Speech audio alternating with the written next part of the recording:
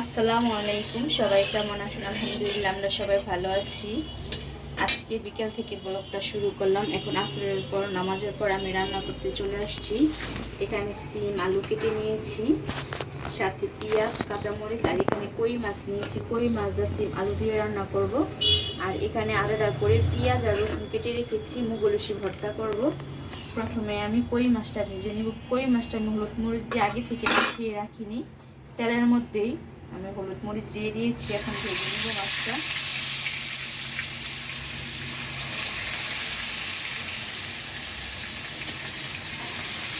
মাছটা আমি হালকা ভাজবো। কই মাছটা আমি একটু হালকা ভেজে উঠায় রাখছি। আর এখানে পেঁয়াজটাও ভেজে নিয়েছি। এখন মশলা কষানোর জন্য অল্প করে পানি দিয়ে দিব। আর এখানে আমি মাছের মশলাটা রেডি করে নিয়েছি।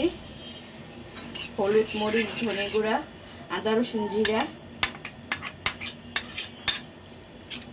এই মশলাটা আমি এখন কষায় নিব। আর পাশের চুলায় আমি একটা মশলা কষাচ্ছি।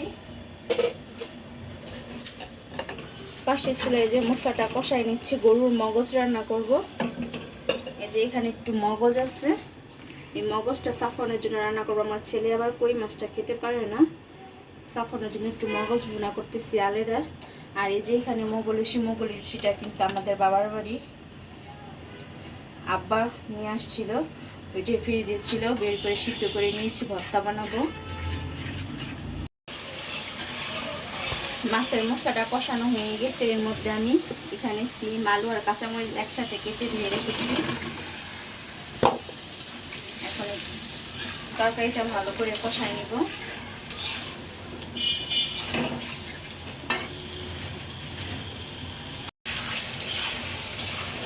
সিম আলু কষানো হয়ে গেছে, এখন আমি ঝোলের পানি দিয়ে দিব।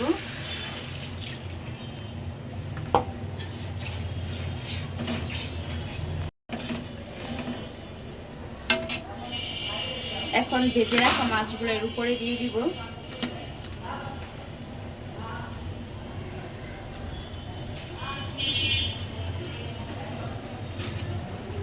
আমি লাস্ট মুহূর্তে ধনে পাতা দিব। সিমের তরকারির মধ্যে একটু ধনে পাতা দিলে খুব মজা হয় তরকারিটা।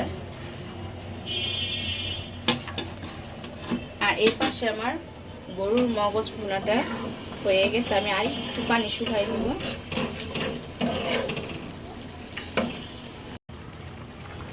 সিমের তরকারিটা আমার হয়ে গেছে। লাস্ট পর্যায়ে আমি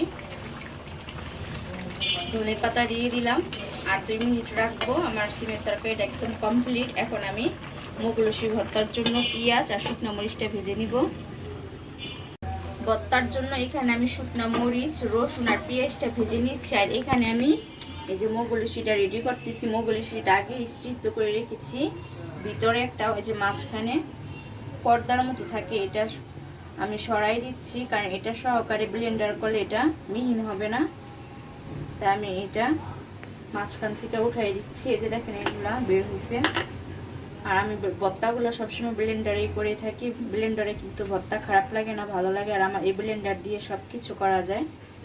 মানে যে সুন্দর করে পর্দাটা কিন্তু চলে আসতেছে, পাতলা একটা টিস্যুর মতো। আমি প্রত্যেকটা এইভাবে ছাড়াই নিচ্ছি, তাহলে তাড়াতাড়ি ভর্তাটা মিহিন হয়ে যাবে। যেভাবে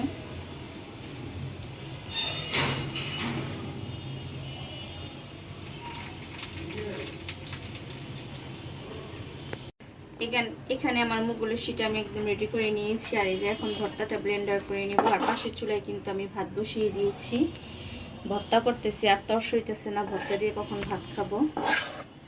আর এই মুগলসিটা কিন্তু খুব পছন্দ, সব ভর্তা আমি পছন্দ করি, এই মুগলসিটা আমার বেশি পছন্দ।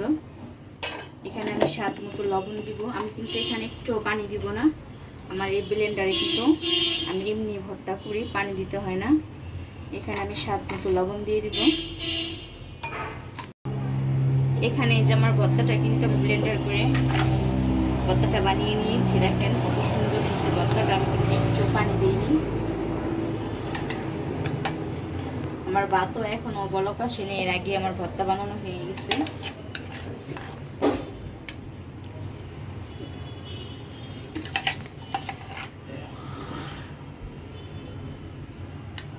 আমার আজকে রাতের রান্না বান্না শেষ। এখানে ভাত রান্না করে নিয়েছি, সাথে মুগলসি ভর্তা করেছি, আর এখানে একটু গরুর মগজ ভুনা করেছি ছেলের জন্য।